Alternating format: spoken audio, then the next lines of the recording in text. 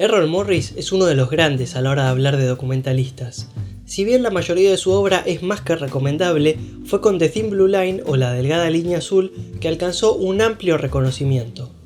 Este fue su tercer largometraje, el cual tuvo un tono más serio y comprometido que sus dos trabajos anteriores, y el resultado fue un documental tan importante e influyente que se lo puede encontrar entre los primeros puestos en varios listados sobre los mejores documentales de la historia. Fue una inspiración fundamental para otros geniales documentales, como la trilogía Paradise Lost, y fue la base de todo el género de documental policial moderno. En este video vamos a ver cuáles son los elementos que hacen que La Delgada Línea Azul sea considerada una de las películas más influyentes e importantes dentro de toda la historia del cine documental. Y si bien este es un caso que ya tiene unos 30 años, como capaz no lo conozcan, por las dudas les voy a avisar que va a haber spoilers al respecto en este video. Pero hayan visto el documental o no, vamos a repasar muy brevemente en qué consta el caso. En 1976, un oficial de policía fue asesinado a disparos tras detener un auto en la ruta. Luego de rastrear el vehículo con el que se cometió el crimen, la policía encuentra a las dos personas que se habían subido al auto esa noche y quienes ahora se convertían en sospechosos: Randall Adams y David Harris. La investigación avanzó y varias circunstancias llevaron a que Adams fuera declarado culpable. El documental presenta los elementos que derivaron en esta condena y entrevista a los testigos y protagonistas del caso, pero no para encontrar información en ellos, sino que por el contrario lo hace para desacreditar sus testimonios y a la investigación policial en general. Pero pasemos a ejemplos puntuales de esto.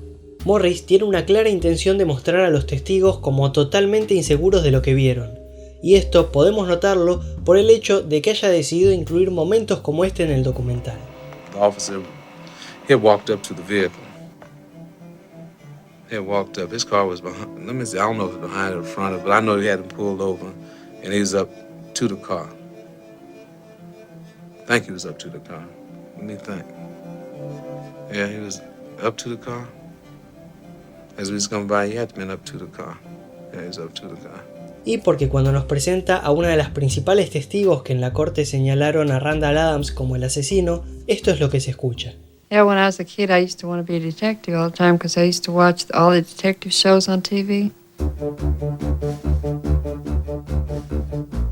And I wanted to be a wife, a detective, or be a detective. No solo es que su motivación pasa más por su expreso deseo de jugar a ser detective que por decir la verdad, sino que sus declaraciones están ambientadas con una música burlona.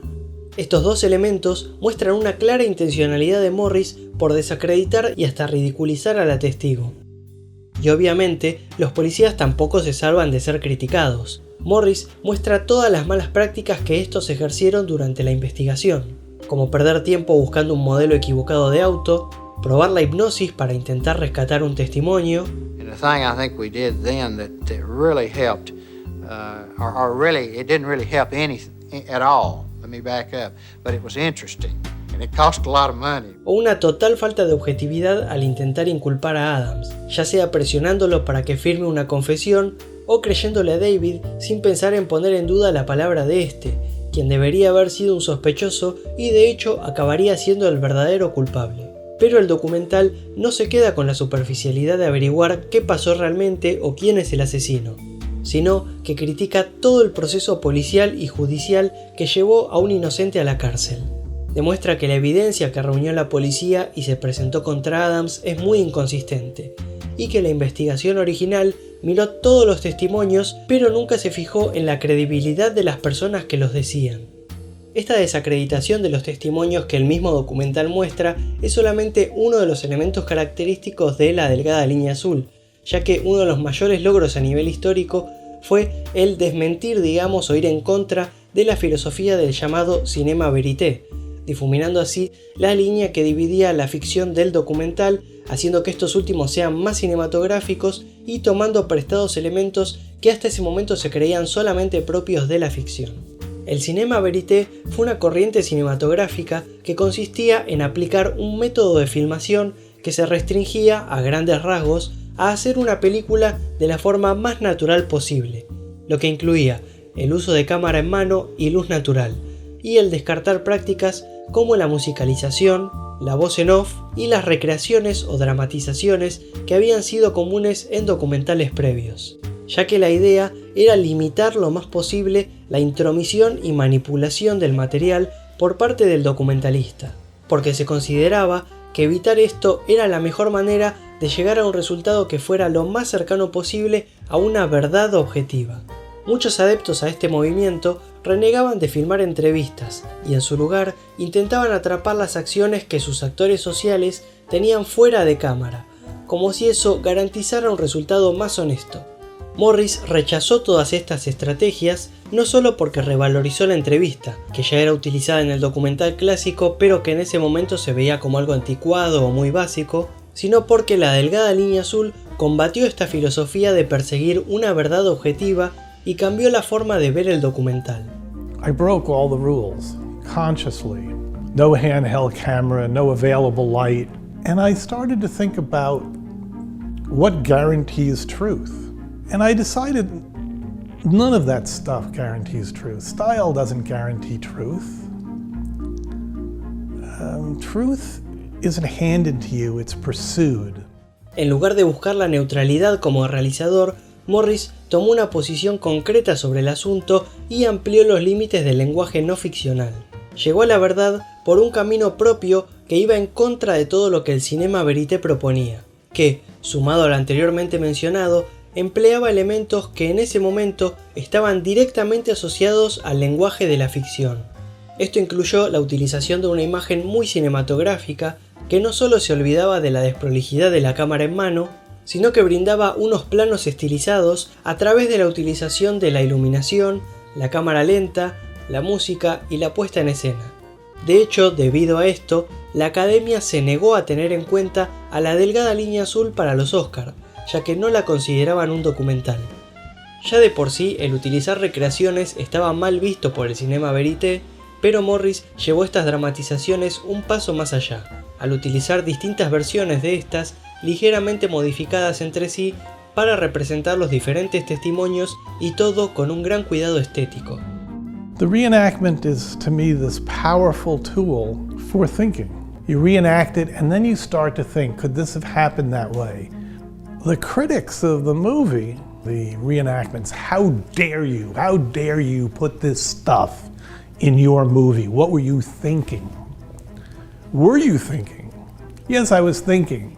Reenactments in The Thin Blue Line don't purport to tell you what's true. They in fact illustrate lies. They illustrate fantasies. It's one of the sort of perverse aspects of this movie. Pero en estas dramatizaciones no se recrea un escenario en el que David Harris dispare al oficial, a pesar de que este es uno de los discursos principales de la película. You asked me what I believe happened on that roadway. I believe David Harris was alone in that car and shot Robert Wood. But I never show it. I show everything but that. Because what I want to do in those reenactments is to take people deeper and deeper into the ambiguities of the case. Not to show what really happened.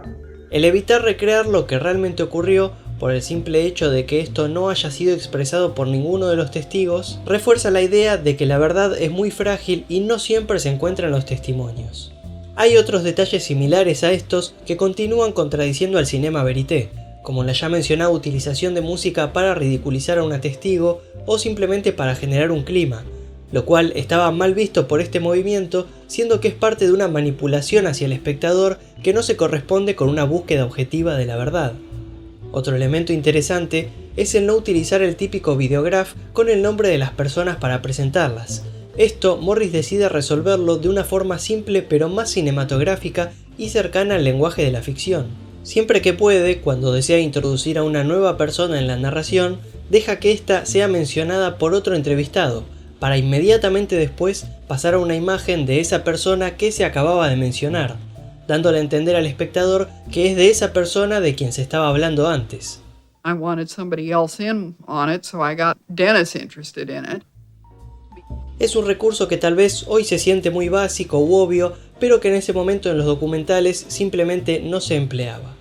Esta distribución de la información en el momento adecuado También se puede apreciar cuando, ya habiendo transcurrido la mayor parte del documental, muestran que durante toda la entrevista que se vio conceder a David Harris, él se encontraba en prisión. Esto se revela cuando Harris levanta sus manos y se ve que está esposado. Esto es el pie para contar cómo lo encarcelaron por otro crimen.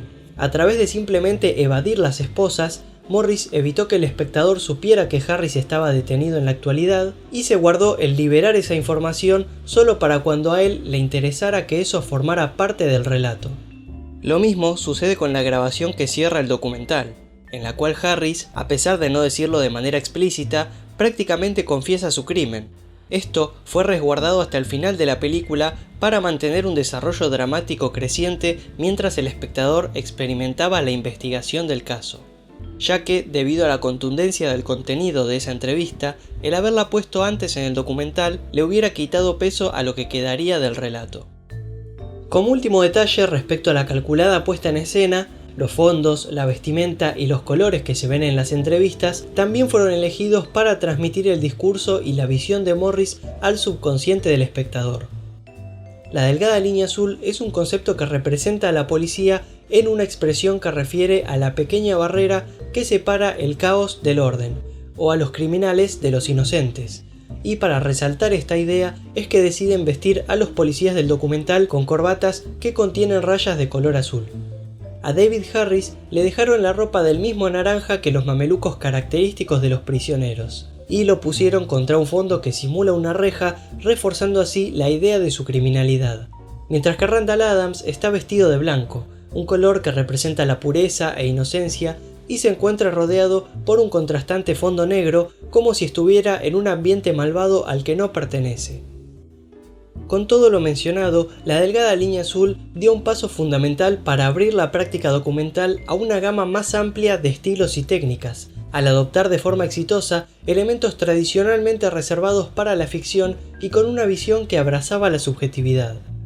Además de esta crítica a la estética y forma del cinema verité e incluso del documental en general, otro de los grandes logros fue hacer que los temas y discursos de los documentales recuperen importancia, al punto de lograr a través de ellos un impacto social real, ya que este caso se había dado por cerrado.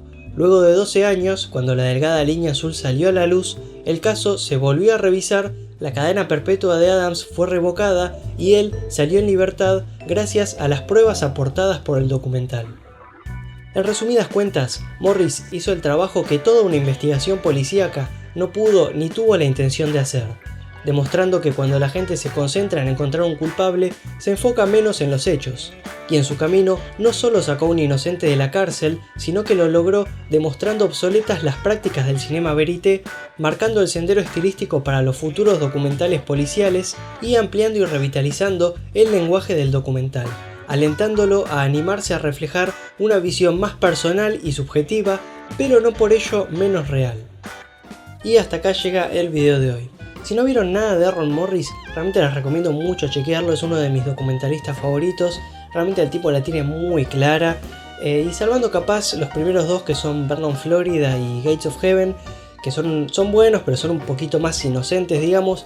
A partir de la delgada línea azul, el tipo tiene una calidad base realmente muy buena, ya les digo, es considerado uno de los mejores dentro de la historia del documental, y yo personalmente, al menos en base a cuáles disfruté más o cuáles me parecieron mejores, les recomiendo Fog of War, Mr. Dead, Standard Operations Procedure, Tabloid, y ahora con Netflix sacó hace poco una miniserie documental que se llama Wormwood, así que ya con eso creo que tienen bastante para chusmear si les interesa. Como siempre, si este es el primer video mío que ven, les aconsejo que se suscriban para más análisis sobre cine y series, activen la campana de notificaciones para saber cuando subo un nuevo material.